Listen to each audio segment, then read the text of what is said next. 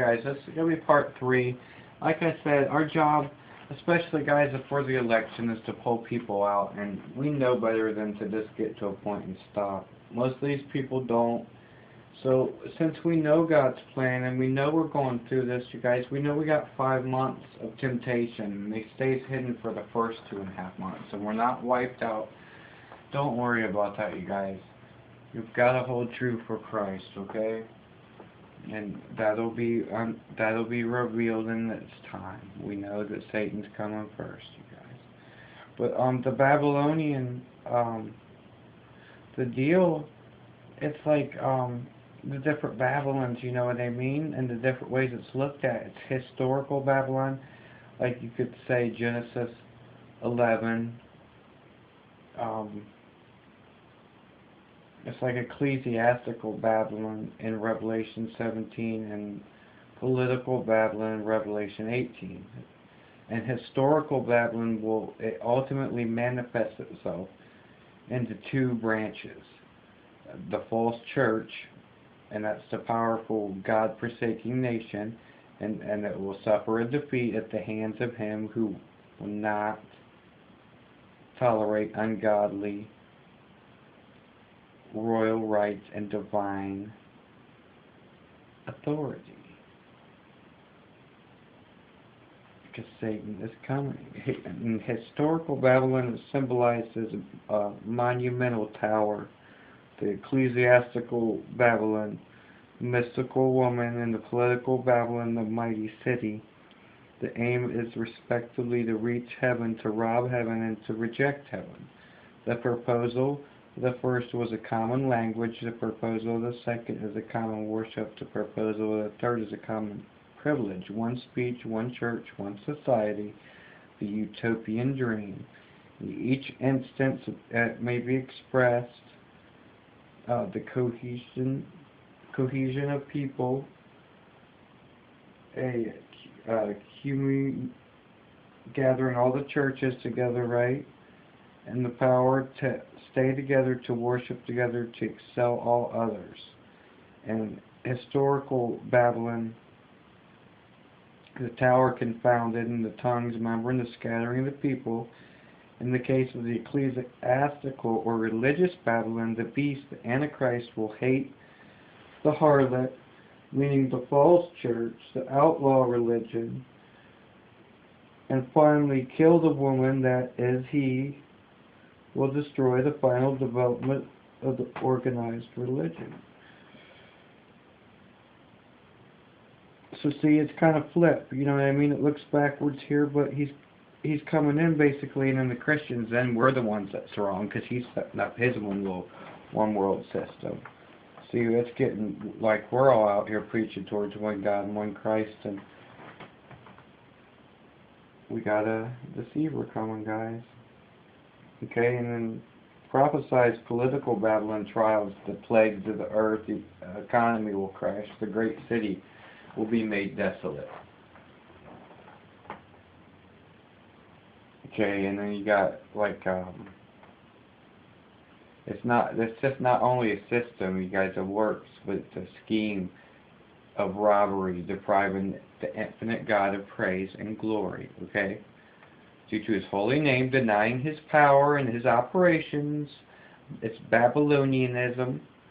It's a satanic willfulness which rejects divine intervention and seeks to solve its own problems and build its own arrangement of things, given no thought to God's will or way. Self-exhaustion. The proposal is that of one church, one world development, which through all this unionization of the gathering, the common markets, what the UN has been doing, you guys, and gaining rapid momentum, and it's never stopped. Satan's been at work, you guys. And we got some more to read, I think, in Daniel here. You know, but the historical is the system, political is the empire, the municipal Babylon's the city, you guys. Prophetical Babylon is the world, the church, or the end time nation. When Jesus cried out, O Jerusalem, okay, there's a few Bible quotations that will suffice to prove that the prophetical Babylon is a nation. And then you got Jeremiah 50:23, it shall empty her land, Jeremiah 51:2, and her cities are desolation, Jeremiah 51:43, I will punish the king of Babylon and his land, Jeremiah 50:18. Now here in chapter 1 of the book of Daniel, see, we got education too, and then we can go to economics next, which is Daniel 8:23. So here in Daniel 1, you guys, this is Daniel and the princes at the court of Babylon is what chapter 1 is about. In verse 3, and the king spoke unto Ashpenaz, and that's Horseface, and that's a Babylonian name, the master of the eunuchs, that he should bring certain of the children of Israel, and of the king's seed, and of the princes,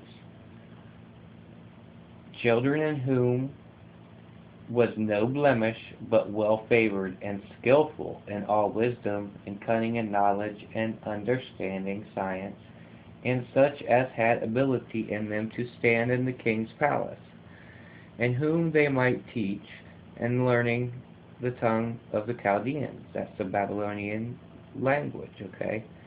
This was 200 years before Israel went into captivity, you guys, just so you know, 200 years before the house of Judah. And Nebuchadnezzar was the king of Babylon in the Old Testament.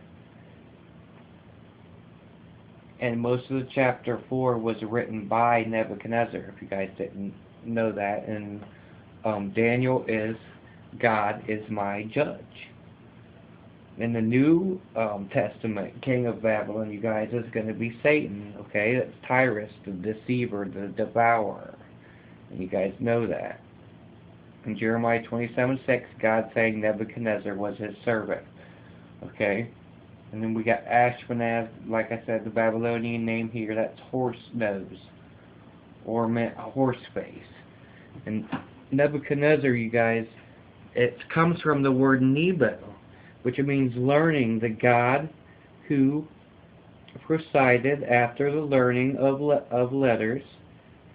He liked history and learning and education, and Nebo was all about excelling, and that's where he got his name from.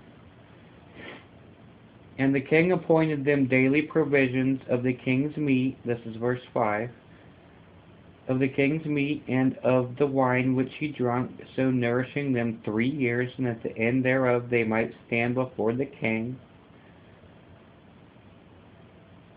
And verse 6, now among these were the children of Judah, Daniel, Hananiah, Mishael, and Azariah,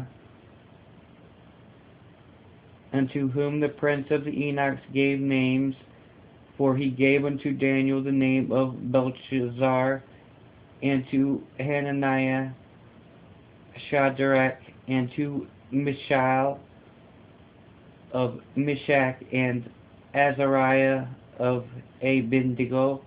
But Daniel proposed in his heart that he would not defile himself with the portion of the king's meat, nor with the wine which he drank thereof. He questioned of the prince of the eunuchs that he might not defile himself. But see here, what we got is, guys, is the point is they got taught in Babylon. So you can learn, but he wasn't going to defile himself and take himself all the way into the false knowledge of being tricked and turned over, or getting power by spirits, because that's where magic and stuff ends up at. And any of that stuff, you eventually need the use of spirits to excel. It all ends up of sin escalating. And we'll come back and keep going, working on this series, guys. Bye.